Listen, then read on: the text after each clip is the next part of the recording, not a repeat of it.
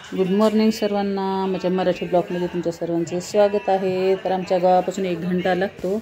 आदिलाबाद येथे भरपूर असा मोठा कार्यक्रम जनसेवेसाठी मस्त मांडलेला होता आणि 7 दिवसाचा असा मोठा यज्ञ होता जे जनसेवे कल्याणसाठी होता. आणि त्याच्यामध्ये महादेवाची पूजाचं बी खूप असं महत्त्व होतं. खूप अशी महाराज असा आचार्यजी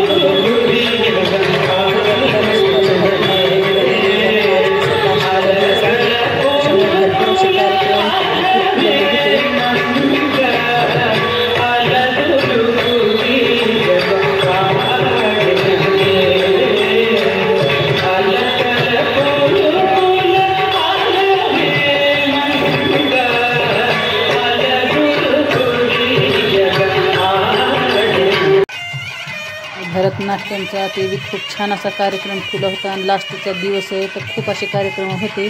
तर महादेव पार्वतीचे तर लग्न लावलं जातं आहे त्याच्यामुळं. आणि आमच्या साऊथचा जे गेटअप आहे, जे थीम आहे, सगळं ते बघा.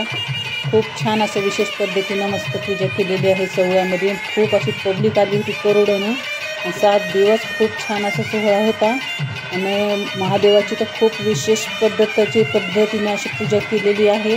आणि किती अशा छोट्या छोट्या करोडोनं महादेवाच्या मूर्त्या केलेल्या आहेत बघा. पूर्ण आजूबाजू खेड्यापाड्याच्या भरपूर अशा ताई आलेल्या होत्या आणि खूप छान अशी पद्धतीने पूजा केलेली आहे. बघा किती सुंदर अशी मांडलेली आहे सगळी पूजा. आणि ह्या जे आहेत ते छोटे छोटे सर्व महादेवाच्या मूर्त्या आहेत. ओम श्री शिवाय नमस्तुभ्यम. तर बघा किती छान अशा पद्धतीनं खूप अशा ताई जमल्या होत्या आणि सर्वांनी खूप छान असं मस्त हे कार्यक्रमाचा सोहळ्याचा जे आनंद आहे घेतलेला आहे.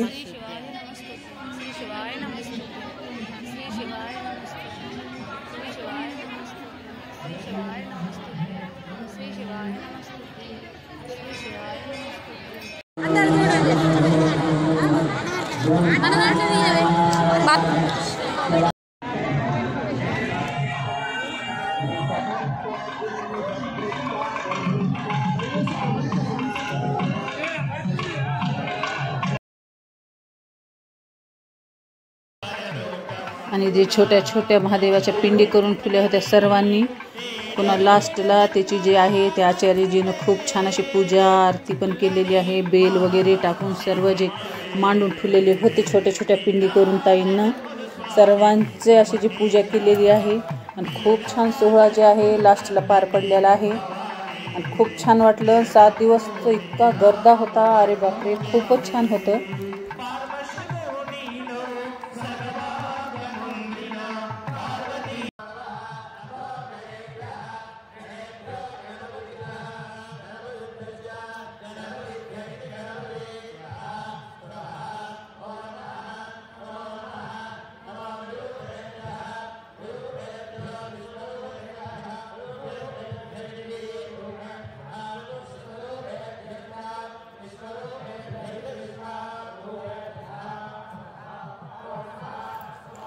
आणि जे आहे सुहासिनीचा हळदी कुंकाचा पण कार्यक्रम जे आहे ते पण ठेवलेला होता. आणि खूप अशा ताई जमलेल्या होत्या. सर्व गावून आल्या होत्या एकमेकीला मस्त हळदी कुंकू लावून. असं लास्टच दिवस जे आहे सोहळा खूप छान पार पडला. आणि कसा वाटला व्हिडिओ ते कमेंटमध्ये नक्की सांगा. आवडलं तर लाईक शेअर सबस्क्राईब माय चॅनल.